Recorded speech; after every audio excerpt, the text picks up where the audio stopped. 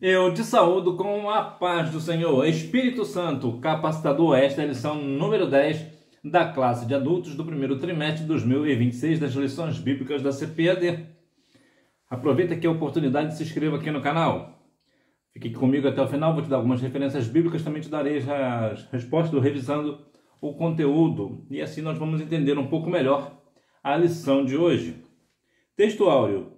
E há de ser que depois derramarei o meu espírito sobre toda a carne. Joel capítulo 2, versículo 28, a parte A. Verdade prática. O derramamento do Espírito Santo é uma promessa universal que capacita a igreja com poder para pregar o Evangelho. Você sabe o que é cessacionista? Na lição de hoje você também saberá o que é. A promessa do derramamento do Espírito Santo alcança todo tipo de pessoas do reino. Joel capítulo 2, versículos 28 e 29. O Espírito Santo desceu com poder e línguas no Pentecostes. Atos capítulo 2, versículos do 1 ao 4.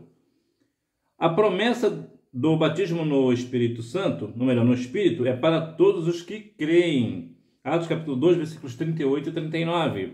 Os dons espirituais são diversos, mas vêm do mesmo Espírito.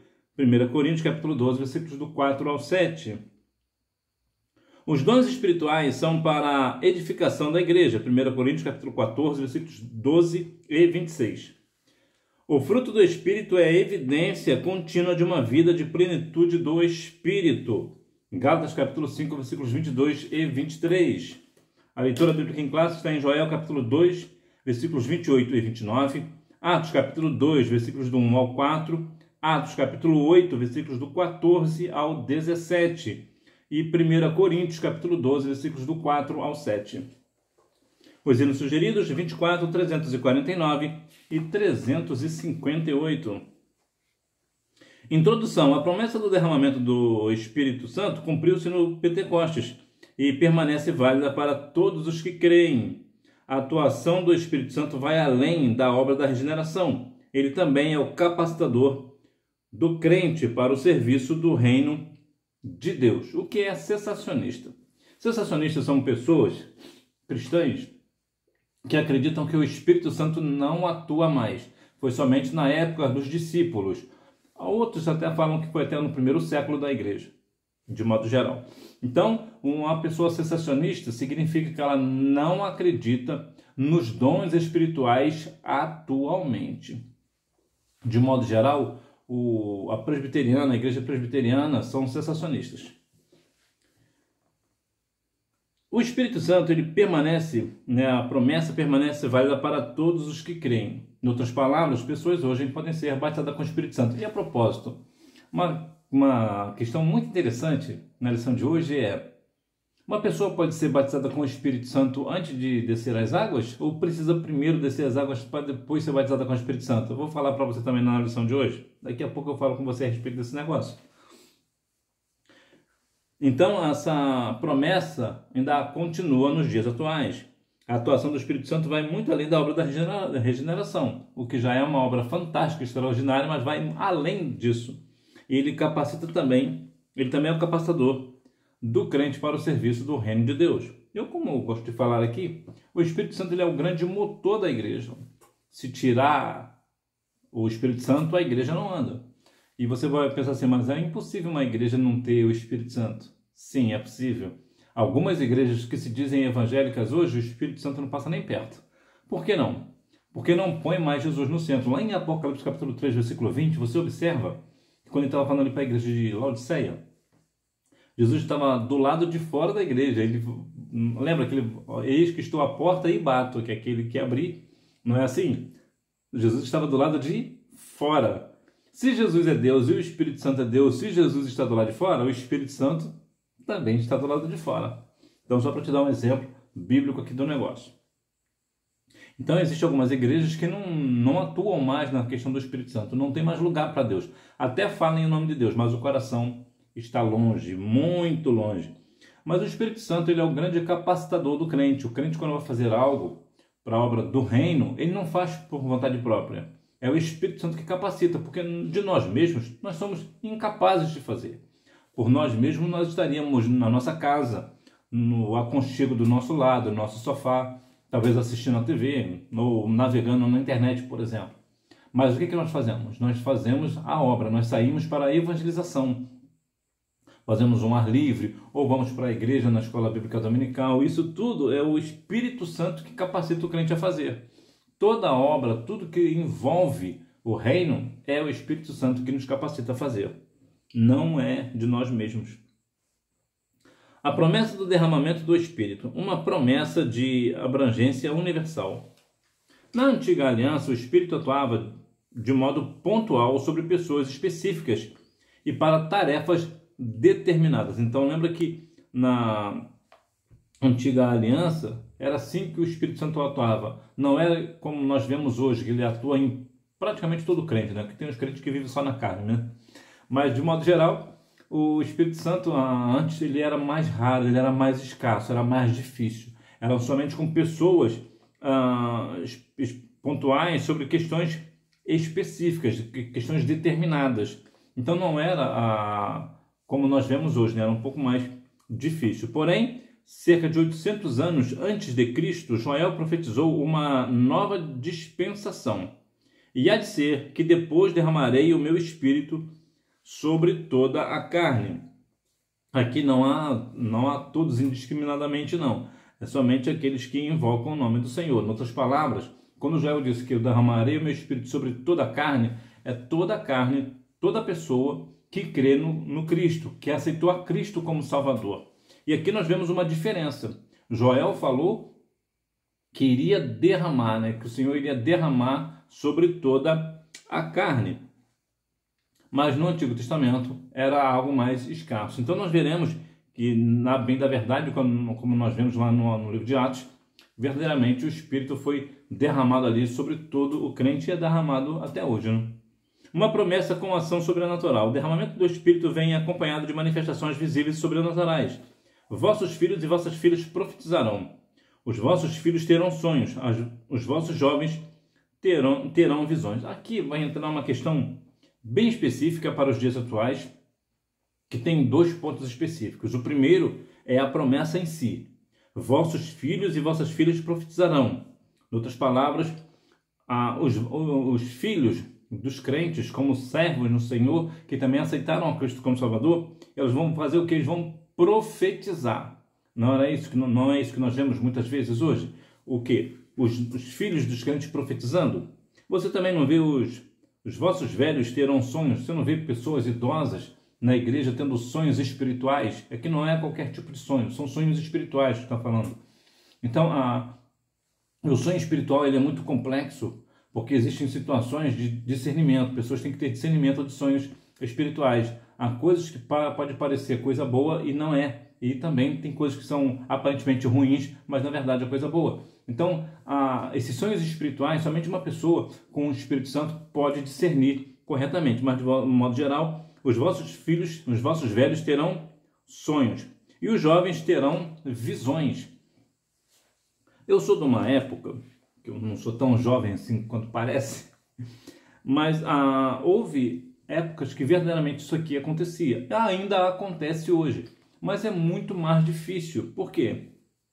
Isso aqui é outro ponto que eu quero falar. A primeira é a questão da promessa em si. Realmente aconteceu. Os filhos e as filhas profetizando, os velhos, né, tendo sonhos, os jovens tendo visões. Isso aqui acontece. Mas por que não acontece tanto hoje? Aí é que é o outro ponto. A igreja hoje, de modo geral, tem abandonado o Senhor. Tem deixado o Espírito Santo de lado. Muitas vezes nós estamos preocupados e ocupados com tantas coisas, mas nós não nos ocupamos com as coisas do alto. Colossenses capítulo 3, versículo 1 nos diz que, como nós fomos ressuscitados com Cristo, nós temos que buscar o quê? As coisas que são de cima. Mas nós estamos buscando as coisas da terra. Então, existe esse ponto. Hoje, por exemplo, qual foi a última vez que você teve um jovem tendo visão? Na sua igreja, por exemplo. Ou os velhos tendo sonhos espirituais. Ou os filhos dos cristãos profetizando. Ou seja, uma igreja fervorosa. Você vê que hoje o fervor não é mais aquele fervor de outrora. Por quê? Porque nós estamos abandonando o Senhor. Nós estamos deixando o Senhor de lado. Então isso é uma palavra para nós de despertamento. Nós devemos voltar ou continuar orando mais, buscando mais o Senhor, jejuando, buscando, meditando a palavra do Senhor, né? Josué capítulo 1, 8, né? Medita de dia e de noite, né?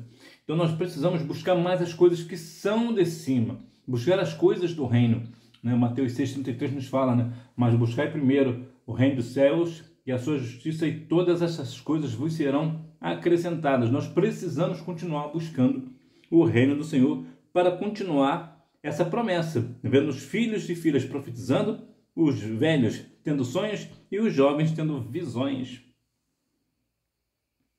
E aqui lembrando, né, que profetizando no espírito, os sonhos, né, espirituais e visões espirituais. Não é nada da carne não, né? O negócio aqui é no espírito.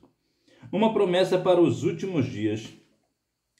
A descida do Espírito inaugurou a igreja e prossegue sua atuação contínua na vida do crente até o arrebatamento dos salvos. A profecia de Joel não se esgotou no Pentecostes, permanecendo vigente durante toda a dispersão da graça. E nós estamos aonde? Na dispensação da graça. Portanto, a profecia, ela não se esgotou, a profecia de Joel. Ela continua mais viva do que nunca. Nós estamos na promessa dos últimos dias. Já é a última hora. Nós estamos na semana 69, né? na penúltima, né? A última é 70, né? Então nós estamos na 69, né? na semana 69. Então, observe que nós devemos estar, de qual forma? Buscando ao Senhor, porque nós estamos na dispensação da graça. Então, o batismo com o Espírito Santo ainda é uma promessa para hoje. Não mudou. Então, nós devemos fazer o quê? Continuar buscando ao Senhor. Ah, mas eu já busco há muitos anos e o Senhor não me batiza com o Espírito Santo. Continua buscando. Nós devemos perseverar em oração. Nós devemos ter a nossa vida de perseverança na presença do Senhor. Se a promessa do Espírito Santo é universal, atual e se cumpre em todos os que invocam o nome do Senhor. Veja que ela é universal. Então, independente do lugar, da nação que nós estamos, a promessa do batismo com o Espírito Santo é a mesma, do Brasil, da Nova Zelândia, do Japão, e de tantos outros países aí, todos os países do mundo. Se estiver lá no espaço também, está lá na estação espacial também, está clamando o nome do Senhor, pode ser batizado lá também. Então, não tem lugar, qualquer lugar é lugar, desde que a pessoa creia no nome do Senhor. O cumprimento, poder para testemunhar. O Espírito Santo veio com o poder do alto. Esse poder não é apenas força para resistir ao pecado, mas também ousadia para proclamar o Evangelho, autoridade para operar milagres e sabedoria para edificar a igreja. Então nós vemos aqui que esse poder do Espírito Santo, que é um poder que vem do alto, ele não é apenas para nos ajudar a resistir ao pecado. Não é só para isso. Além disso, também nos dá ousadia para proclamar o Evangelho. Nós só proclamamos o Evangelho com ousadia por causa do Espírito Santo. É o Espírito Santo que nos impulsiona. É o Espírito Santo que nos capacita. Ele é o grande capacitador do crente. O Espírito Santo, ele é o capacitador da igreja. Então, nós vemos que a pessoa que tem o Espírito Santo, ela tem ousadia para proclamar o Evangelho. Tem autoridade para operar milagres. É somente pelo Espírito que a pessoa é usada para operar milagres. É só na autoridade do Espírito Santo. E sabedoria para edificar a igreja. Então veja que o Espírito Santo, ele é o grande capacitador do crente. O Espírito Santo verdadeiramente é aquilo que capacita a igreja. Ele é o grande capacitador. Os sinais da descida do Espírito. Atos registra 2 sinais sobrenaturais que marcaram o advento do Espírito Santo.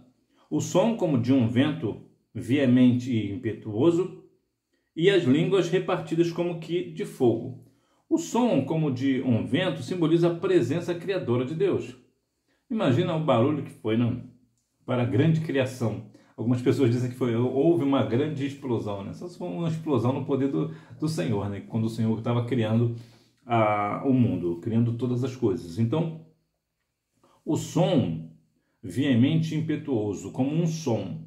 O som, em qualquer lugar que nós estejamos, às vezes o barulho do silêncio até é perturbador, né? Você está num lugar extremamente silencioso, você até fica... Tem me parece um laboratório, me parece que é da Motorola, acho que nos Estados Unidos, que as pessoas não conseguem ficar por muito tempo lá. Por que não? Porque lá é um silêncio absoluto. Então as pessoas conseguem ouvir as batidas do coração, entre outras coisas do corpo que nós não ouvimos no dia a dia. Nessa sala nós conseguimos ouvir porque é um silêncio absoluto. Então esse silêncio absoluto, às vezes, ele é perturbador, né? Mas o som, quando você passa num lugar e você ouve um som diferente, o que você faz? A tendência é você parar para ouvir, prestar atenção no que se está ouvindo. Ainda ontem eu estava na minha casa e eu ouvi um som de um pássaro. Bom, deve ser um pássaro, era alta madrugada, e eu nunca ouvi um pássaro desse. Eu não consigo nem repetir o som, mas foi um som que me fez ficar acordado, prestando atenção. Só que de repente ele parou. Então veja que o som, ele nos chama a atenção. E é esse um dos pontos do Espírito. O Espírito, ele nos chama a atenção. Para quê? Para quando há um movimento do Espírito, nós estarmos atentos ao que o Espírito está fazendo, ao barulho do Espírito. Verdade é que o Espírito também trabalha no silêncio. Mas o Senhor, ele é um Deus, não é um Deus de bagunça, mas ele é um Deus de som, né? A sua voz é como o som de muitas águas, é um som de trovão, o som do Senhor, a voz do Senhor. Então nós observamos a questão do som. O som, ele nos chama a atenção. Você está chegando na igreja, por exemplo, e as pessoas estão cantando um louvor, você imediatamente se liga na questão do louvor. Por quê? Porque o som que vem, a música que vem, né? Então já as línguas como que de fogo são um sinal de uma purificação e consagração.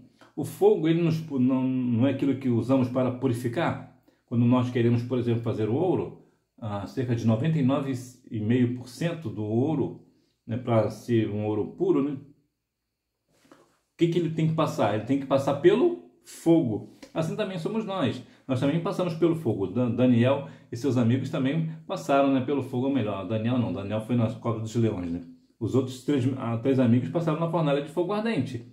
Então nós devemos passar o quê? Pelo fogo. Por quê? Porque o fogo, ele dá a ideia de purificação. O fogo, ele purifica, ele consagra, ele nos limpa. E isso é a questão aqui do Espírito Santo. A evidência do revestimento de poder. Na experiência da salvação em Cristo, todo crente é selado com um Espírito. Porém, no batismo no Espírito Santo, todo crente é revestido de poder. O falar em línguas é sempre a evidência física inicial do batismo no Espírito Santo. O revestir, eu vou te dar aqui um exemplo. Eu não sei se de repente onde você mora, o Sul, por exemplo, né, Paraná, Santa Catarina, Rio Grande do Sul, geralmente são lugares no Brasil, ou poucos, né, um dos poucos lugares no Brasil, Minas Gerais também, é um lugar frio. Então, nesses lugares, você pode talvez estar usando um terno, você está vestido de terno. Só que o que você faz? Você coloca um sobretudo em cima do terno. O que você está fazendo? Você está se revestindo de uma veste. É isso que o Espírito Santo faz, ele nos reveste. Nós já temos o selo e agora ele vem nos revestir. Ele vem nos dar uma roupa nova, né? Vamos assim dizer. Uma roupa por cima de uma roupa que nós já estamos usando.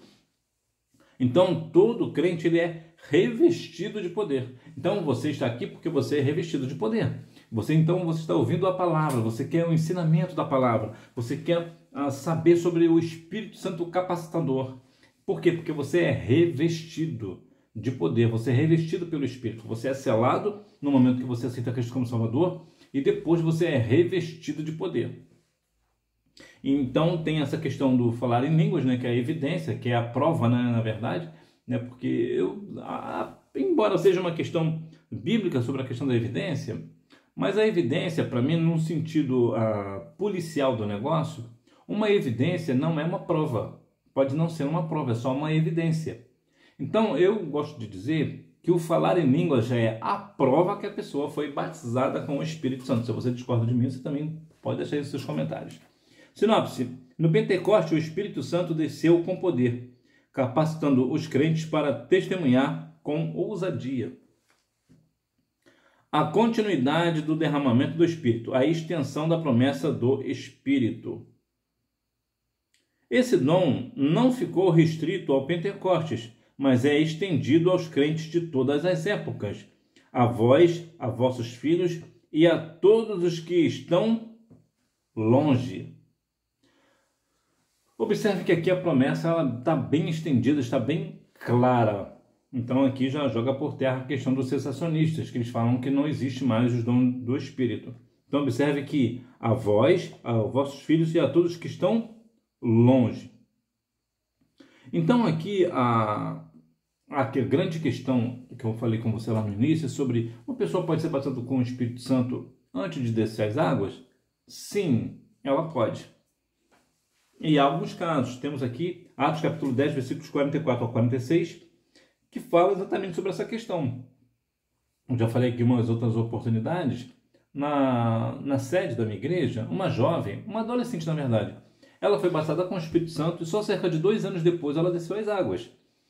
E por que é importante dizer isso? Porque muitas pessoas, até obreiros, já ouvi obreiros falarem que o batismo com o Espírito Santo a pessoa só recebe depois de descer as águas. Não, isso não é bíblico. A pessoa pode, geralmente, até deixar aqui um adendo aqui, geralmente a pessoa só recebe o batismo com o Espírito Santo depois de ser batizado nas águas. Isso de modo geral. A maioria dos crentes que são batizados com o Espírito Santo foram batizados depois de descer as águas. No entanto, existe, mas isso aqui não é uma regra. Há pessoas, como essa jovem, por exemplo, que eu falei, essa adolescente, e há outros casos também, de pessoas que foram batizadas com o Espírito Santo primeiro e depois descer as águas. Por que isso acontece? Bom, as pessoas costumam ser batizadas com o Espírito Santo depois de ser batizadas nas águas, é porque depois de ser batizado nas águas, as pessoas são mais começam a se aprofundar mais. Mas existem pessoas que se aprofundam antes de serem batizadas nas águas. Então, como elas se aprofundam antes, então elas recebem o batismo com o Espírito Santo antes. Na minha igreja, por exemplo, há muitos anos, isso não é de agora, quando eu era das crianças, por exemplo, tinham crianças batizadas com o Espírito Santo. Crianças. A última criança batizada com o Espírito Santo na minha igreja foi em 2007.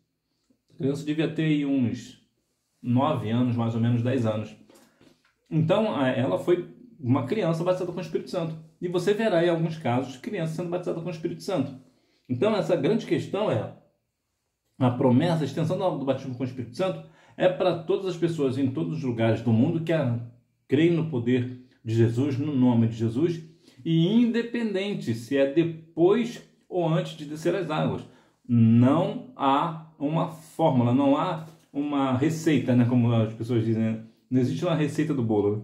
Então isso pode acontecer em qualquer lugar. O batismo com o Espírito Santo pode não acontecer necessariamente na igreja. Tem um caso curioso que eu conheço, de uma pessoa que eu conheço até. Ela estava na igreja, estava na escola dominical.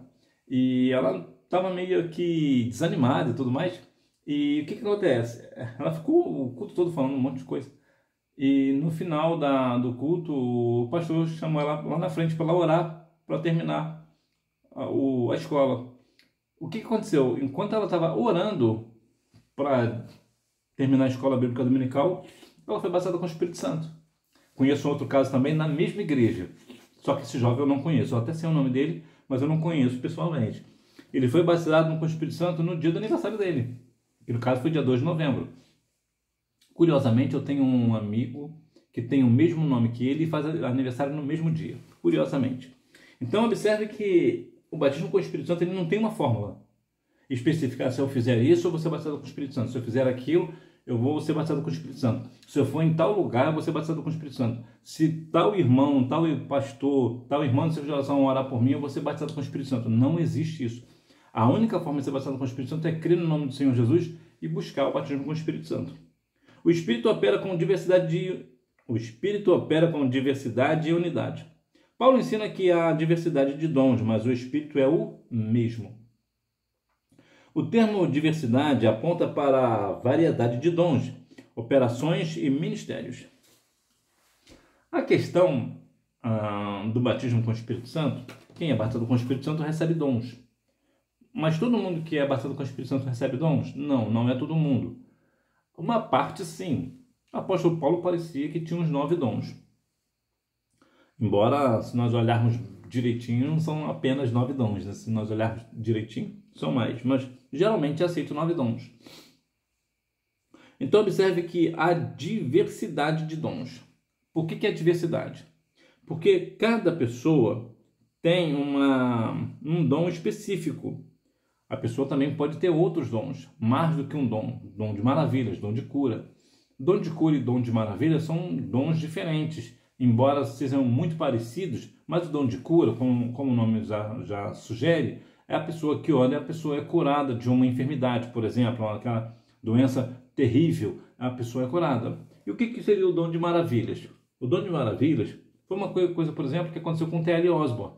Ele estava orando, me parece que em Gaza, não tenho certeza agora, e um menino de 13 anos tinha uma perna 30 centímetros maior do que a outra.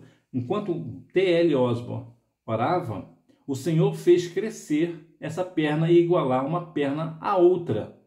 E isso é um dom de maravilha. Isso é algo espantoso. É extremamente raro de ver. Inclusive, eu só conheço esse caso de Osborne, né? O Osborne que já partiu para a eternidade. Então, observe que há dons diferentes. Pessoas têm dons diferentes.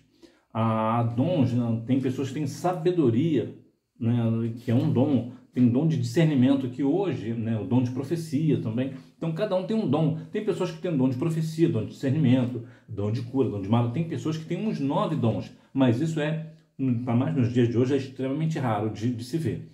Mas a grande questão, hoje que eu vejo, e você tem todo o direito de discordar de mim, a Bíblia menciona que nós devemos procurar os dons de profecia, para profetizar. No entanto, eu não quero contrariar a Bíblia, não é esse o ponto. Mas hoje, nos dias atuais que nós vivemos, num mundo cheio de enganação, hoje, o que para mim diferencia a igreja é um dom de discernimento. É quando a igreja tem um dom de discernir se aquilo é de Deus ou se aquilo não é de Deus. Aquilo que é pregado, está sendo ensinado, é de Deus. Aquela profecia que a pessoa acabou de dizer, é de Deus. E isso, para mim, hoje, o dom de discernimento, hoje, para mim, é o mais importante. Se você concorda comigo, você deixa o seu comentário aí. Se você não concorda, deixa o seu comentário aí também. O Espírito distribui dons com propósitos. Os dons não são para ostentação pessoal, mas para o serviço do reino. Perdão. Edificação da igreja e glorificação de Cristo. Pois bem, os dons não são para ostentação pessoal. Já viu pessoas que se vangloriam, né? Eu tenho o dom de cura, por exemplo, é só orar que o Senhor vai curar. Eu tenho o dom de maravilha, eu tenho o dom disso, o dom daquilo. O dom não foi feito para isso, não é para a pessoa se vangloriar. E eu vou dar aqui uma outra, abrir um pouco mais o leque. O dom também não é para benefício próprio. Não é porque eu tenho um dom específico que eu vou usar esse dom para ter favores financeiros, questões financeiras. Olha, eu vou orar na sua casa, você me dá uma oferta X que eu vou orar porque eu tenho dom. Não é isso, não é assim. Isso é pecado. A pessoa está usando um dom que Deus deu, um dom que foi dado, né? A pessoa não pagou nada para isso e agora está recebendo porque tem um dom. Não basta o grande privilégio de ter um dom dado por Deus, não basta isso, não basta ter um dom dado pelo capacitador, que é o Espírito Santo. Então hoje nós vivemos um tempo de um evangelho que qualquer pessoa hoje, não qualquer não, né? Uma pessoa específica que tenha um dom, não sei se é a maioria, mas uma boa parte, na verdade é a menor parte, né? A grande maioria das pessoas que têm dons são pessoas idôneas, são pessoas sérias, são pessoas piedosas que realmente usam dom como deveria ser. Mas existe uma meia dúzia de crente, que é crente, que usa os dons para vangloriar, para ostentação, para ter benefício próprio. Deus não está nesse negócio. E também é feito para a edificação da igreja. Os dons, quando uma pessoa fala em profecia, por exemplo, a igreja é edificada. Quando uma pessoa tem o dom de discernimento, ele sabe discernir o que é, o que não é, a igreja também é edificada. Quando uma pessoa tem um dom de cura e maravilha, a igreja também é edificada. Então, o dom, ele é para edificação da igreja, também para a glorificação de Cristo. Por quê?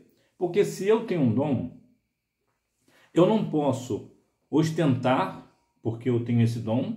Eu também não posso me vangloriar, porque eu tenho esse dom. Também não posso ter benefícios financeiros e até alguns privilégios, né, na igreja ou qualquer outro lugar na sociedade, porque eu tenho um dom específico. Não, não é para isso, né?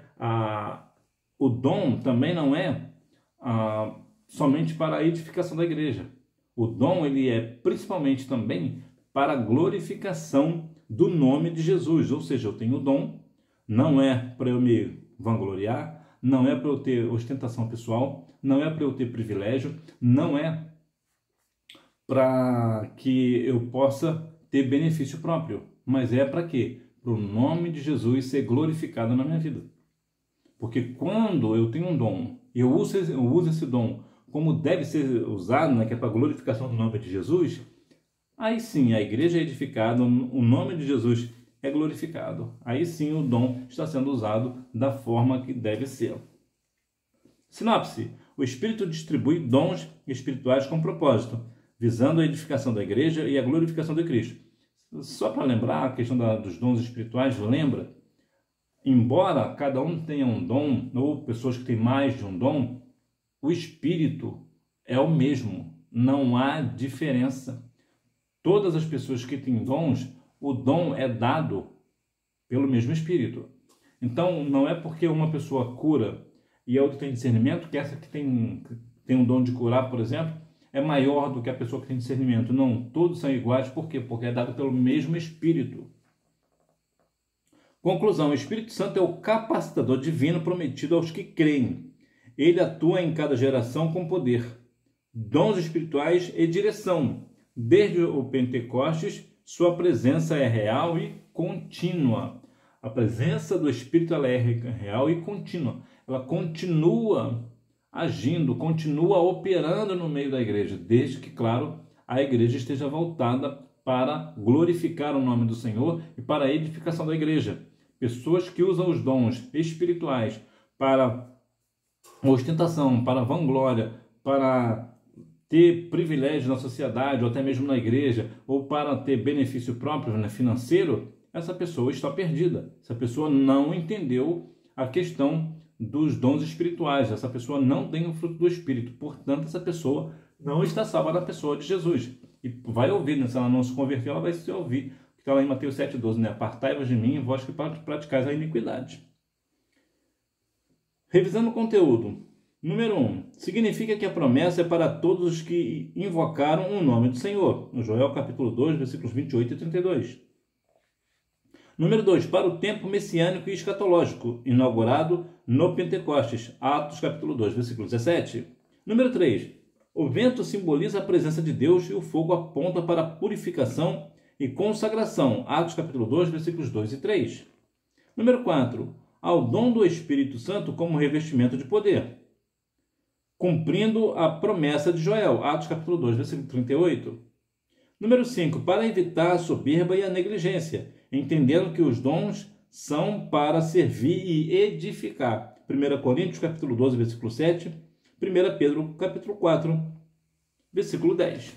Que Deus em Cristo continue abençoando a sua vida e você continue sendo capacitado pelo Espírito Santo para continuar fazendo a obra do Senhor, para continuar indo à escola bíblica dominical, indo aos cultos de doutrina, aos cultos públicos, glorificando e exaltando o nome que está acima de todo nome, que é o nome do nosso Senhor e Salvador Jesus Cristo. Se porventura Deus deu a você um dom específico ou alguns dons, que você use para a glorificação do nome de Jesus e que você continue usando esse dom para a edificação da igreja. Que Deus em Cristo continue abençoando a sua vida e que você tenha uma boa aula. Aproveita para compartilhar esta aula com uma pessoa que, assim como você, também ama a Escola Bíblica Dominical, e lembre-se de se inscrever aqui no canal. E se você gostou, deixe o seu like. Deus te abençoe. Fica na paz.